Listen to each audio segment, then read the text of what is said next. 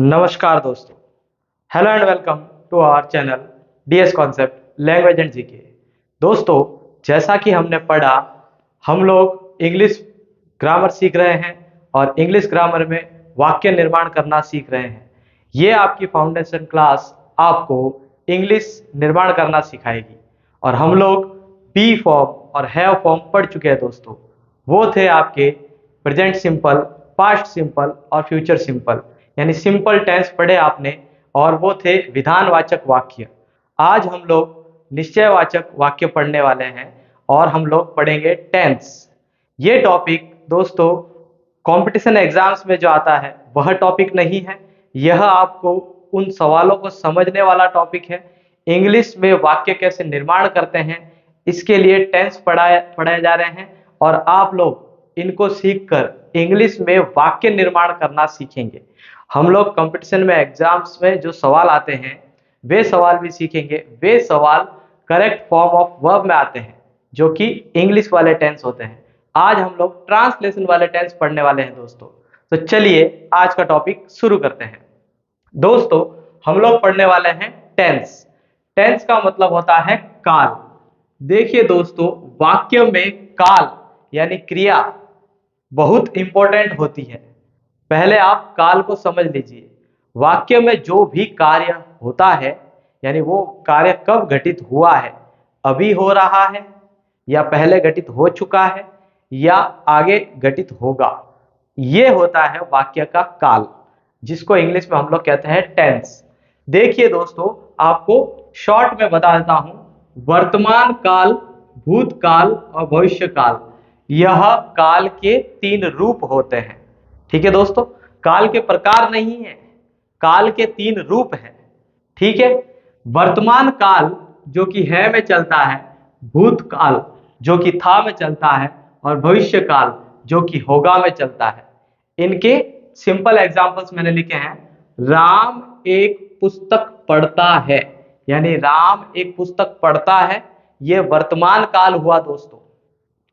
राम ने एक पुस्तक पढ़ी, यानी राम ने पुस्तक पढ़ी, वो पास्ट भूतकाल हुआ दोस्तों। और राम एक पुस्तक पढ़ेगा, यह भविष्य काल हुआ दोस्तों। कोई भी कार्य अभी वर्तमान में होता है वह प्रेजेंट टेंस होता है। जो काम पहले हो गया वह पास्ट टेंस यानी भूतकाल होता है दोस्तों। और जो काम आगे होगा वह भविष्य काल यानी फ्यूचर टेंस होता है दोस्तों। आगे देखते हैं, हम लोग आज पहला प्रकार पढ़ने वाले हैं दोस्तों। टेंस के चार प्रकार हैं और तीन रूप हैं। तीन रूप जो होते हैं वर्तमान, भूत और भविष्य, यह हर प्रकार में आएंगे। प्रकार चार होते हैं दोस्तों। इनडेफिनिट टेंस पढ़ने वाले हैं आज। चारों प्रकार में आपको बता देता हूं दोस्तों। एक प्रकार होता है इनडेफिनिट टेंस, यानी साधारण काल। फिर होता है दोस्तों कंटिन्यूअस टेंस, लगातार चलने वाला। ठीक है दोस्तों। एक होता है परफेक्ट टेंस, यानी पूर्ण हो चुका, पूर्ण काल बोलते हैं इसको। एक होता है परफेक्ट कंटिन्यूअस टेंस, यह होता है अपूर्ण काल जो अभी तक चल रहा है। ये चार प्रकार होते हैं दोस्तों। प्रेजेंट, पास्ट और फ्यूचर, ये तो तीन रूप हुए दोस्तों, और ये चार प्रकार हुए। ये है टाइप्स ऑफ सेंटेंस, यानी वाक्य के प्रकार। टाइप्स ऑफ टेंस यानी काल के प्रकार, काल के प्रकार। ठीक है दोस्तों। अब देखिए, हम लोग टेंस पढ़ रहे हैं। टेंस का हिंदी अर्थ होता है काल। काल कहां दिखता है हमको, यह पहले बता दूं मैं आपको वाक्यों में, यानी वाक्य के अंत में। ये आपका वाक्य है, श्याम एक पत्र लिखता है, तो वाक्य के अंत में यहां पर जो ये ता है, ती है, ते है, ये जो लिखा हुआ है, यह आपका टेंस है दोस्तों। यहां से पता चलता है कि वाक्य किस काल का है। यहाँ पे देखो ता है, इसलिए यह वर्तमान काल है। यहाँ पर आ, ई, ए की मात्रा है तो यह भूतकाल है। यहाँ देखिए दोस्तों गा, गी, गे है तो यह भविष्य काल है। ठीक है दोस्तों, हम लोग पढ़ रहे हैं पहला प्रकार इनडेफिनिट टेंस। देखिए इनडेफिनिट टेंस यानी साधारण काल। हमने कल जो पढ़ा था प्रेजेंट सिंपल, पास्ट सिंपल और फ्यूचर सिंपल वे विधानवाचक वाक्यों के लिए हैं। और इनडेफिनिट टेंस को भी हम लोग सिंपल टेंस कहते हैं, कोई दिक्कत नहीं है उसमें।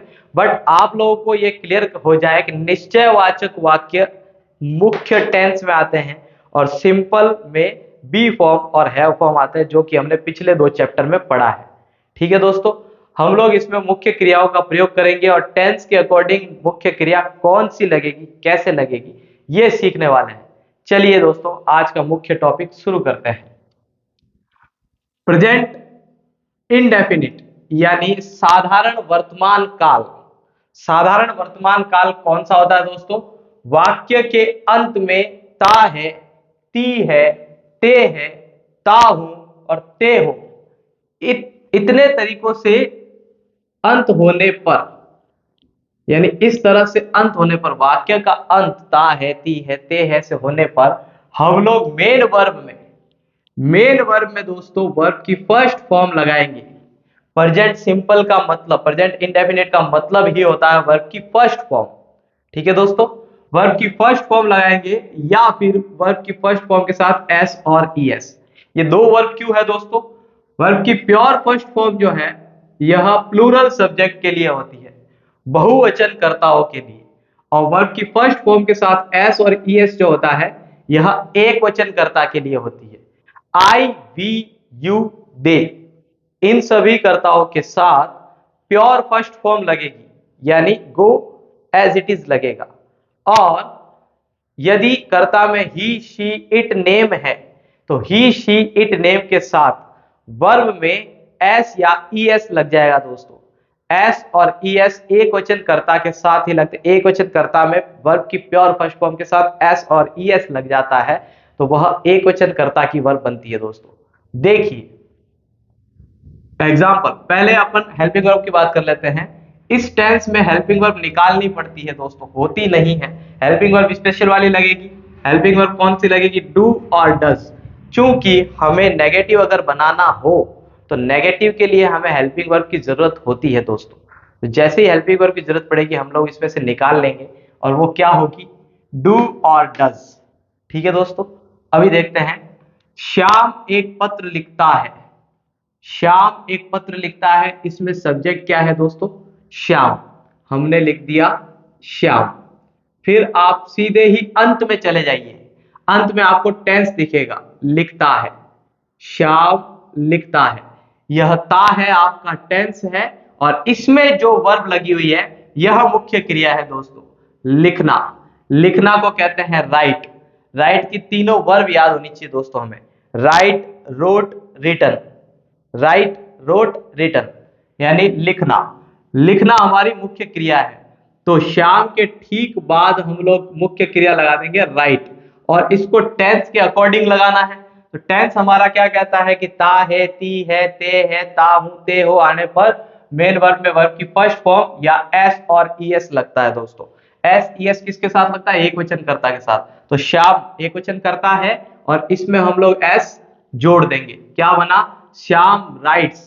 क्या लिखता है दोस्तों? ऑब्जेक्ट सबसे पीछे आएगा। Shyam writes a letter. Shyam एक पत्र लिखता है, यह वाक्य पूरा हुआ दोस्तों। श्याम एक पत्र नहीं लिखता है, हमने इसी का नेगेटिव बनाया है दोस्तों। देखिए हिंदी में भी इसी का नेगेटिव, इंग्लिश में भी इसी का नेगेटिव बनाएंगे। श्याम, ये आ गया आपका सब्जेक्ट। अब हमें वर्ब की जरूरत पड़ेगी। पहले पीछे गए, हमने टेंस चेक किया, ता है आया। अब ता है में वर्ब कौन सी है? लिखना। यह हमारी मुख्य क्रिया है। मुख्य क्रिया में नहीं लगा हुआ है दोस्तों तो नॉट आएगा। नॉट आएगा तो नॉट अकेला नहीं आएगा, हेल्पिंग वर्ब के साथ आएगा। हेल्पिंग वर्ब क्या होगी? डू और डज हेल्पिंग वर्ब होती है प्रेजेंट सिंपल की। डू होती है बहुवचन कर्ताओं के लिए और डज होती है एक वचन कर्ताओं के लिए।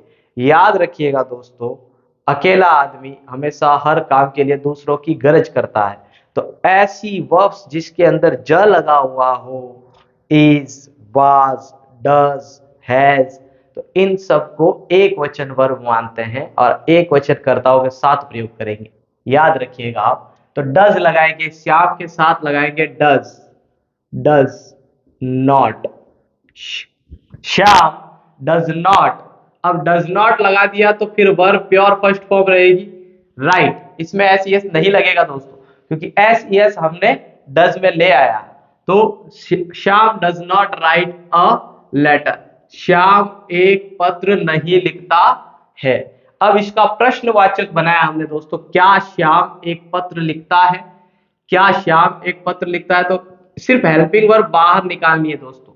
हेल्पिंग वर्ब कहां से निकालेंगे, जैसे एस ई एस वाली वर्ब से हम लोग क्या निकालते हैं, डज निकालते हैं। हेल्पिंग वर्ब बाहर निकाली डज, फिर अपन ने सब्जेक्ट रखा श्याम, फिर रखेंगे verb does Shyam write, does Shyam write a letter, क्या श्याम एक पत्र लिखता है। यह प्रश्नवाचक वाक्य बनाने मैंने सिखा दिया है दोस्तों, आप लोगों को मैंने टाइप्स ऑफ सेंटेंस में बता दिया था, हेल्पिंग वर्ब को बाहर रख देने से क्या वाले प्रश्न बन जाते हैं। ठीक है दोस्तों, क्या श्याम एक पत्र नहीं लिखता है, क्या के लिए हम लोग हेल्पिंग वर्ब बाहर लाएंगे जैसा कि वो था डज, फिर लिखेंगे श्याम सब्जेक्ट, फिर ध्यान रखिएगा दोस्तों नेगेटिव वर्ब लानी है इसलिए नॉट के साथ आएगा, does Shyam not write a letter, क्या श्याम एक पत्र नहीं लिखता है। ठीक है दोस्तों, प्रश्नवाचक चिन्ह जरूर लगाइएगा, तभी प्रश्न प्रश्न गिना जाता है। ठीक है, चलिए आगे चलते हैं, कुछ और एग्जांपल्स देखते हैं। यहां पर मैं सिंगुलर सब्जेक्ट के एग्जांपल्स अलग से लिख रहा हूं, प्लूरल सब्जेक्ट के एग्जांपल्स अलग से लिख रहा हूं, ताकि आपको दोनों कर्ताओं की अलग अलग वर्ब समझ में आ जाए और आप अच्छे से वाक्य बना सके। देखिए दोस्तों, मोहन जाता है, आपका सब्जेक्ट है मोहन और मोहन के साथ जाता है, जाना की वर्ब लगानी है और प्रेजेंट सिंपल में लगानी है। प्रेजेंट सिंपल में जाना के लिए गो जो होता है वो कर्ता के अनुसार कैसे बढ़ेगा, या तो गो लगेगा या गोज लगेगा। ठीक है दोस्तों, और बहुवचन कर्ता होते हैं तो गो ही लगेगा, एक वचन कर्ता होता है तो गोज लगेगा। ये एस और यस कैसे लगते हैं यह भी मैं आपको बता देता हूं दोस्तों, वे वर्ब जो कि O X C H S H S S पर खत्म होती है, यानी इन शब्दों पर खत्म होती है तो उनमें हम लोग ई एस जोड़ते हैं दोस्तों। O X C H S S पर खत्म होती है तो उसमें हम ई एस जोड़ते हैं दोस्तों। और जो वर्ब वाई पर खत्म होती है और वाई से तुरंत पहले स्वर है तो एस जोड़ेंगे, वाई से तुरंत पहले व्यंजन है तो हम लोग वाई को हटाकर आई ई एस बना देंगे। से सभी साधारण क्रियाओं के साथ सिर्फ एस जोड़ देंगे। यह हुआ आपका एस और ई एस का नियम। ठीक है दोस्तों, देखते हैं, मोहन के साथ हमें गो की वर्ब लगानी है, लेकिन यह एक वचन करता है तो हम लोग क्या लगाएंगे, गोज, क्या बनेगा, मोहन गोज। ठीक है दोस्तों, राधा गाती है, राधा एक वचन करता है तो राधा के साथ सिंह, सिंह जो वर्ब लगा रहे हैं उसमें एस जोड़ेंगे दोस्तों, एस।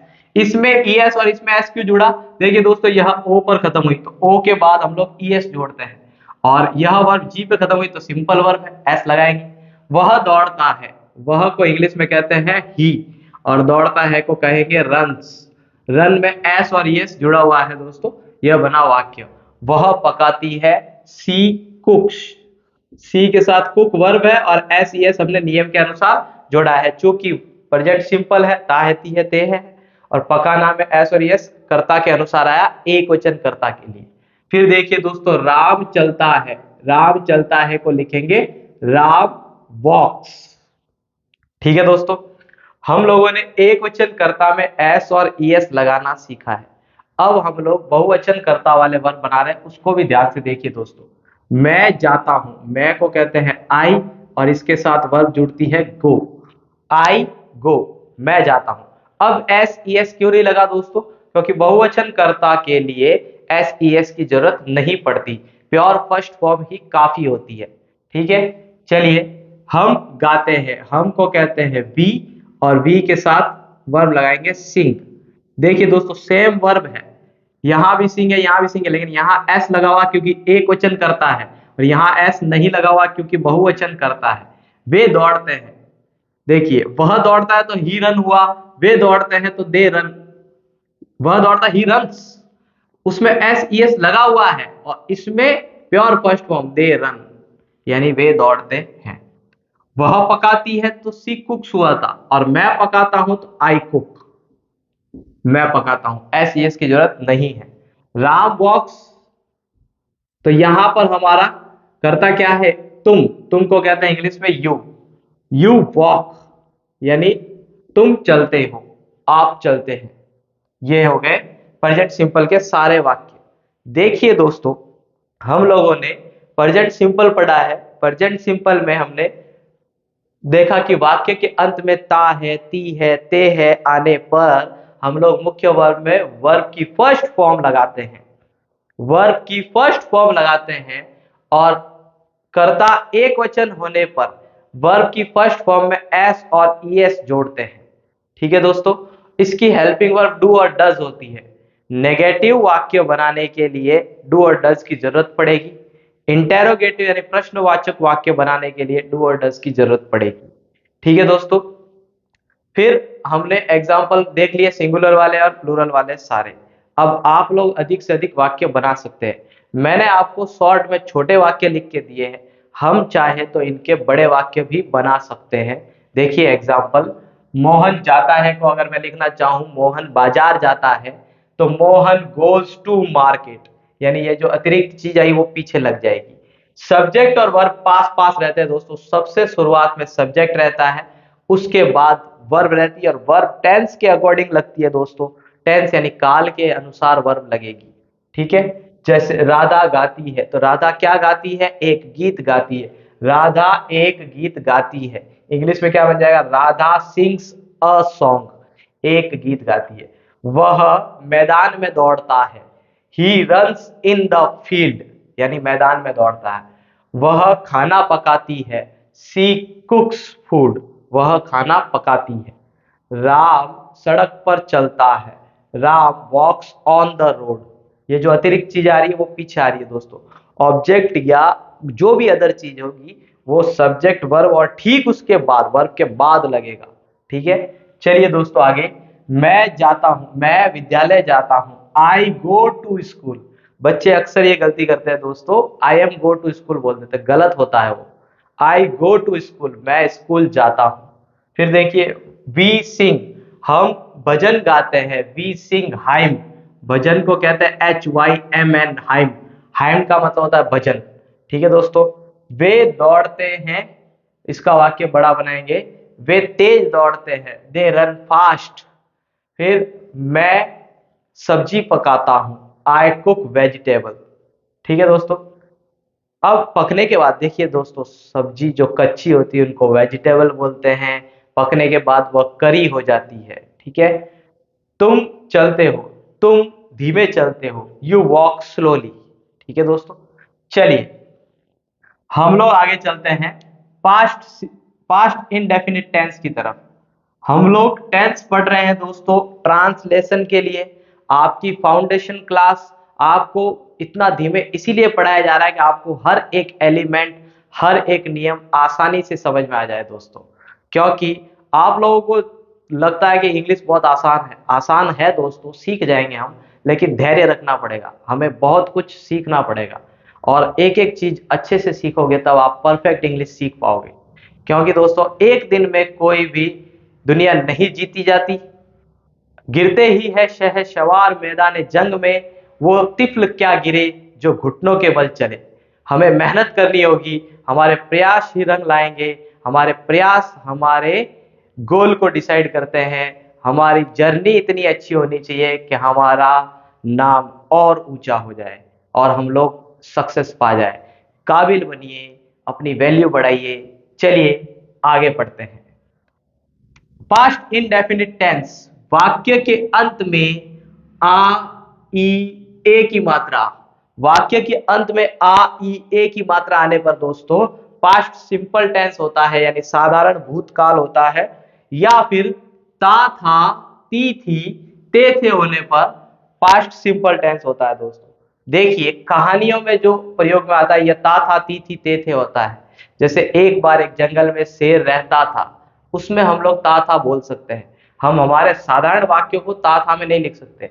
कैसे, राम एक पत्र लिखता है, इसका अगर ता था वापस पास्ट में बना दिया, राम एक पत्र लिखता था, मतलब आपने उसको मार दिया, गलत बात हो जाएगी। इसलिए हम लोगों को क्या करना है, आ ई ए के अंत लाने हैं।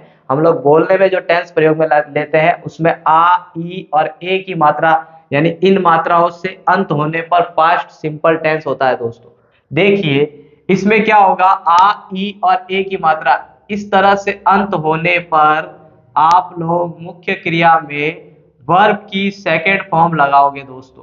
पास्ट सिंपल टेंस सीखना आसान है। देखिए कैसे वर्ब की सेकेंड फॉर्म लगानी है, मुख्य क्रिया की सेकेंड फॉर्म लगानी है, और आप लोग पास्ट सिंपल का साधारण वाक्य आराम से बना पाएंगे दोस्तों। देखिए कैसे, श्याम ने एक पत्र लिखा। श्याम ने एक पत्र लिखा, यही वाक्य पास्ट में बनाया दोस्तों मैंने। श्याम आपका कर्ता है यानी सब्जेक्ट है, फिर लिखा, यहां पर आपका टेंस छुपा हुआ दोस्तों आ की मात्रा में। आ की मात्रा आई, ये रहा आ की मात्रा यानी पास्ट इंडेफिनिट टेंस है। पास्ट इंडेफिनिट टेंस में हम लोग क्या लगाएंगे, वर्ब की सेकेंड फॉर्म लगाएंगे, लिखना की सेकेंड फॉर्म। लिखना की सेकेंड फॉर्म क्या होती है दोस्तों, देखो लिखना की फर्स्ट फॉर्म होती है राइट, सेकेंड फॉर्म होती है रोट, और थर्ड फॉर्म होती है रिटन। तो राइट, रोट और रिटन तीनों वर्ब हो गई। अब यहाँ पे क्या लगाना है, सेकेंड फॉर्म लगानी है। तो श्याम के बाद सेकेंड फॉर्म लगा दी रोट, ये हो गया श्याम ने लिखा। श्याम ने लिखा, इतना बन गया दोस्तों, श्याम ने लिखा। पास्ट में इस ने का कोई अर्थ नहीं होता है, यह कर्ता के साथ अतिरिक्त शब्द आया बस। ठीक है, Shyam wrote a letter, Shyam ने एक पत्र लिखा। ठीक है दोस्तों, यह आपका सब्जेक्ट है, यह आपकी मेन वर्ब है, यह आपका ऑब्जेक्ट है। अब इसका पास्ट जब बनाऊंगा, पास्ट में नेगेटिव बनाऊंगा, तो नेगेटिव बनाने के लिए हमें हेल्पिंग वर्ब की जरूरत पड़ेगी। हेल्पिंग वर्ब इसमें होती है डिड। ठीक है दोस्तों, सेकेंड फॉर्म से ही निकाली गई हेल्पिंग वर्ब है डिड। डिड लगा देंगे तो मुख्य क्रिया फर्स्ट फॉर्म बच जाएगी दोस्तों, ध्यान रखना। हेल्पिंग वर्ब जब लगाते हैं तो इसके बाद जो मुख्य वर्ब लगाएंगे वो वर्ब की फर्स्ट फॉर्म लगाएंगे। ठीक है, श्याम ने एक पत्र नहीं लिखा, ये लिखा हमने श्याम, करता आ गया। फिर हमारी जो वर्ब है वो नेगेटिव है, नहीं लिखा, तो नॉट राइट आने वाला है, हम लोग ये हेल्पिंग वर्ब पहले ही लगा देंगे। डिड नॉट राइट, क्या लगाएंगे, डिड नॉट राइट। जैसे उसमें लगा था डज नॉट राइट, इसमें लगेगा डिड नॉट राइट।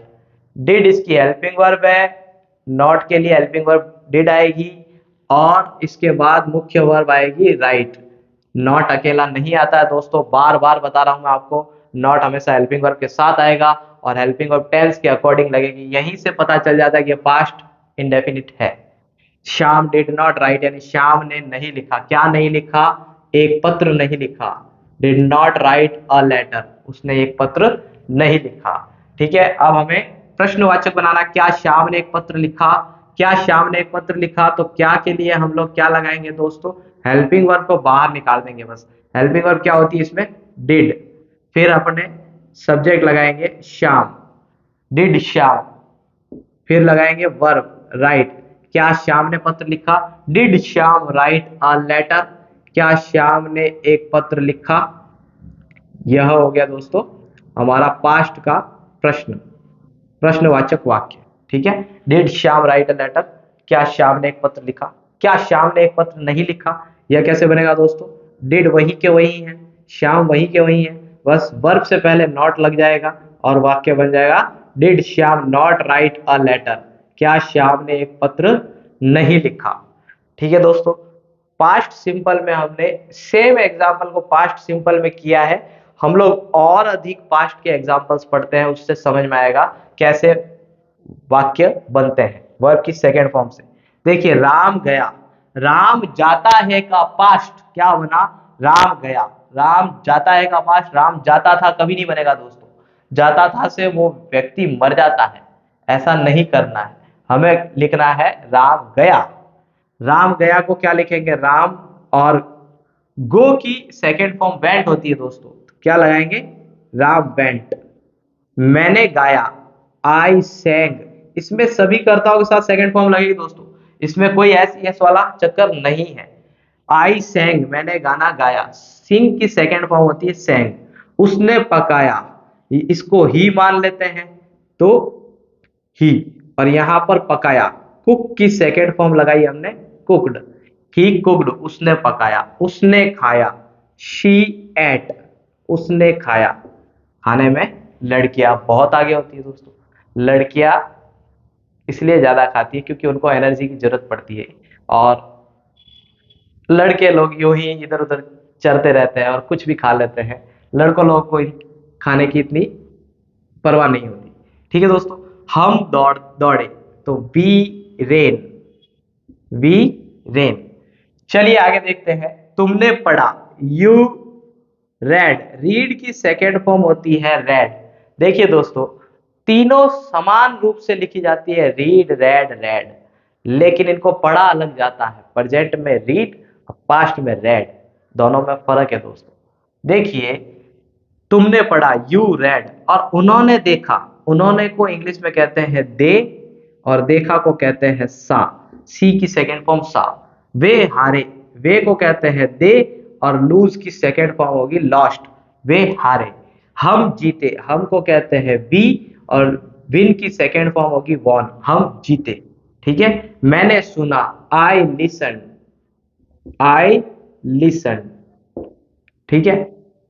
ये देखिए दोस्तों, सी और लिसन में फर्क बता देता हूं मैं आपको।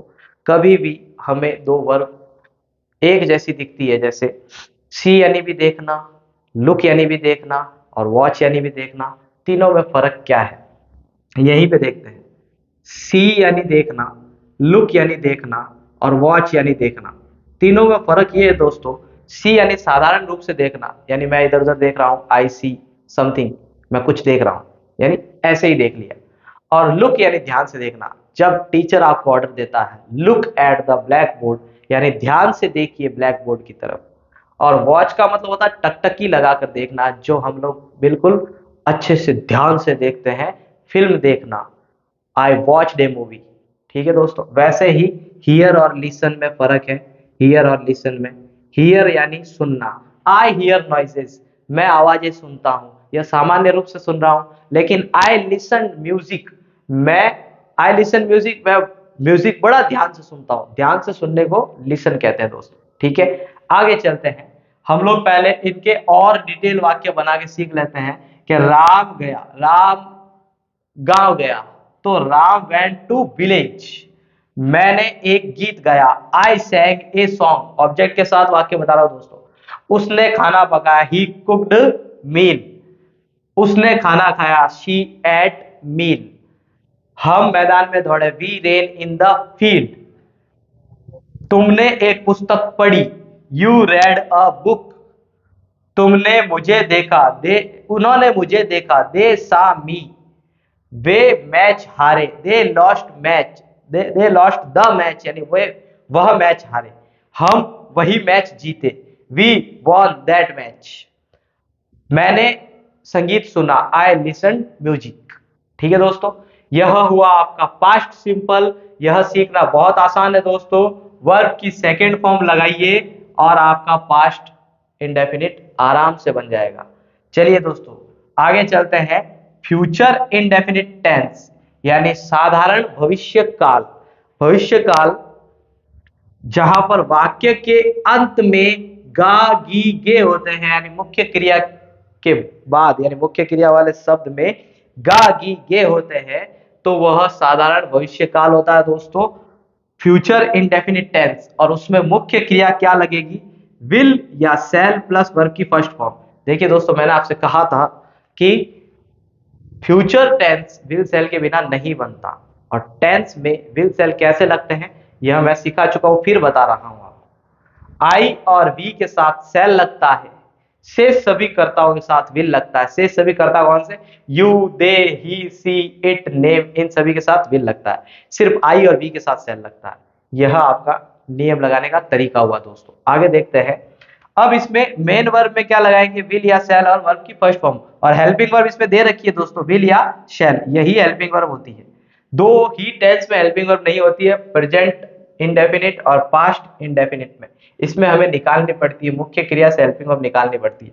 यहां पर सभी जगह अब बाकी के टेंस में आपको हेल्पिंग वर्ब दे रखी होगी। ठीक है दोस्तों, यहां देखिए आप, इसी सेंटेंस का पास्ट यहां बनाया था, इसी का फ्यूचर यहां बना रहे हैं। ठीक है, आप आराम से देखिए और समझिए। श्याम एक पत्र लिखेगा, श्याम आपका करता है सब्जेक्ट, फिर लिखेगा, ये आपका टेंस है, और इसके लिए वर्ब क्या लगानी है, विल या शैल। फिर वर्ब की फर्स्ट फॉर्म, यह मुख्य क्रिया है। तो विल, शैल और फर्स्ट फॉर्म इस पैटर्न में वर्ब लगानी है। लिखना की वर्ब इसमें लगानी है और श्याम के साथ क्या लगेगा, विल। ये लिखा हुआ नियम। Shyam will write a letter. हमें सबसे पहले लगाना है सब्जेक्ट, सब्जेक्ट के बाद मेन वर्ब को टेंस के अकॉर्डिंग पैटर्न में लगाना है, फिर आपको ऑब्जेक्ट लगाना है। देखिए इसका नेगेटिव कैसे बनेगा, श्याम विल नॉट, विल के साथ नॉट लग जाएगा दोस्तों। Shyam will not write a letter, Shyam एक पत्र नहीं लिखेगा। फिर इसका प्रश्न कैसे बनेगा, हमें हेल्पिंग वर्ब बाहर निकाल देनी, विल श्याम राइट। ये देखो यही वाक्य जो है इसी का मैं प्रश्न बना रहा हूं। हेल्पिंग वर्ब को बाहर निकाल दिया मैंने। हेल्पिंग वर्ब को जैसे ही बाहर निकाला, will Shyam write a letter, बाकी सब कुछ वही के वही लिख दिया। क्या श्याम एक पत्र लिखेगा। ठीक है दोस्तों, क्या श्याम एक पत्र नहीं लिखेगा, विल श्याम। देखो इसमें से ही हमें ये हेल्पिंग वर्ब बाहर निकाल देनी है और ये हमारा प्रश्न बन जाएगा, will Shyam not write a letter, क्या श्याम एक पत्र नहीं लिखेगा। देखिए दोस्तों काफी जगह कम है और मुझे बड़ा डिटेल में पढ़ाने की आदत है, तो थोड़ा सा आपको एडजस्ट करना पड़ेगा। आप जूम करके और क्लियरिटी में देखते रहिए, आपको अच्छे से समझ में आएगा। और बार बार मैं स्लाइड नहीं बदल सकता, पहले से आपके लिए आधा लिख के लाता हूँ, आधा अभी आपके सामने लिखता हूँ। तो आप लोग कम से कम प्रैक्टिस करते समय थोड़ा ध्यान से लिखना, जैसे ही मैं पेन चलाता हूँ उस पर नजर रखिए। ठीक है दोस्तों, इसके लिए आपका पहले से धन्यवाद। चलिए आगे चलते हैं। एग्जाम्पल्स देखिए दोस्तों, मोहन जाएगा, मोहन आपका सब्जेक्ट है, ये रहा मोहन। फिर आपको लिखना है जाएगा, मोहन विल गो, मोहन जाएगा। राधा आएगी, राधा आपका सब्जेक्ट है और मेन वर्ब लगाया तो राधा विल कम। हम नाचेंगे, हम को कहते हैं वी, और नाचेंगे तो शैल डांस। यहां शैल क्यों लगा दोस्तों, आई और बी के साथ शैल लगता है। मीरा गाएगी, Meera will sing, Meera will sing. Ram पकाएगा, राम पकाएगा, विल कुक। और वे खाएंगे, तो वे को कहते हैं दे, खाएंगे को कहते हैं विल ईट। देखिए दोस्तों ईट के लिए एक वर्ब बता देता हूं मैं आपको, ईट एट ईटन यानी खाना। यह सभ्य वर्ब नहीं है, यह जानवरों के लिए प्रयोग होती है, इसलिए सामान्य रूप से हमें वाक्य बनाते समय इंसानों के लिए ईट का प्रयोग नहीं करना है। अगर आपको कहना है कि मैं खाना खा रहा हूं तो आई एम टेकिंग फूड, और उससे भी बढ़िया लैंग्वेज है आई एम हैविंग फूड।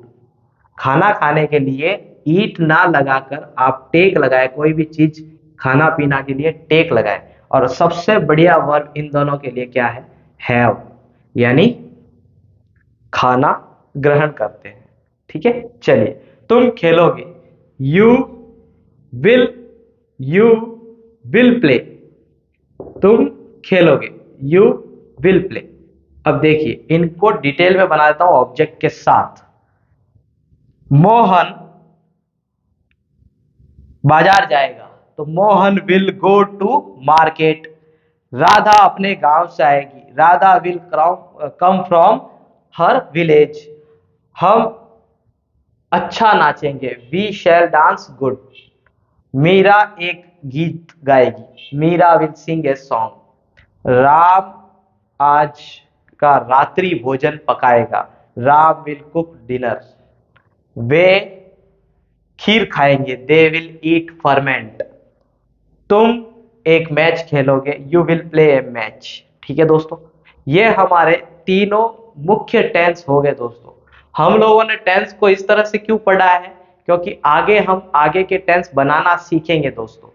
आप मेरी कॉन्सेप्ट जब सीखेंगे तब आपको पता चलेगा कि मैं इंग्लिश को कितना आसान बना रहा हूं।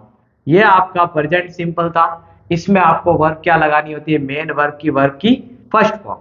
और यहां पर पास्ट में क्या लगती है, मेन वर्ब में वर्ब की सेकंड फॉर्म, या फ्यूचर में क्या लगती है, विल सेल के साथ वर्ब की फर्स्ट फॉर्म। इसी फॉर्मूला को अप्लाई करके हम लोग आगे के सारे ही टेंस सीखेंगे दोस्तों। आज हमने पढ़ा है इनडेफिनिट टेंस, कल हम पढ़ेंगे कंटिन्यूअस टेंस, फिर परसों हम पढ़ेंगे परफेक्ट टेंस और उसके बाद हम पढ़ेंगे परफेक्ट कंटिन्यूअस टेंस। हम लोग मूल टेंस यानी मूल काल से यानी ओरिजिनल टेंस से आगे के वाक्य बनाना सीखेंगे, आगे के टेंस बनाना सीखेंगे।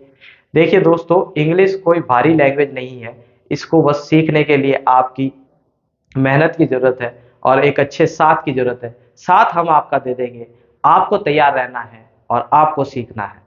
आज का टॉपिक आप अच्छे से देखिएगा और फिर आप इसकी प्रैक्टिस कीजिएगा घर पे। हम लोग आगे बढ़ेंगे कंटिन्यूअस टेंस। आज का सेशन यही खत्म करते हैं। धन्यवाद, नमस्कार। थैंक यू दोस्तों फॉर सपोर्टिंग आवर चैनल।